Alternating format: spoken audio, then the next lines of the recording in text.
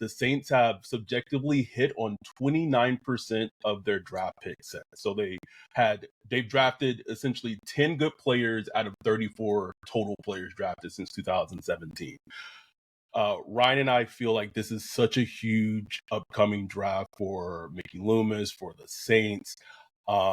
Everyone's penciling in offensive tackle. The Trevor Penning situation hasn't worked out, even though I think some of that's coaching related. Ryan Ramczyk may need to retire. He may not play again.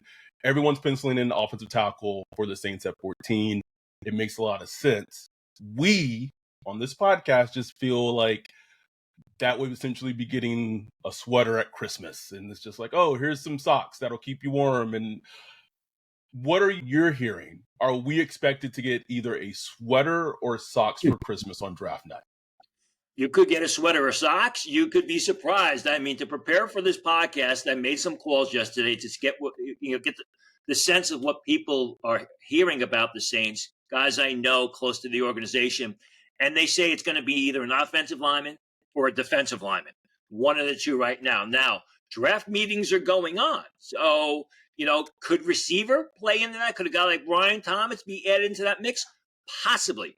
But I think a couple things of what you mentioned there about how they've missed on so many draft picks. I think part of the problem is they've concentrated so many early selections in one area. They were either looking for pass rushers or so many offensive linemen.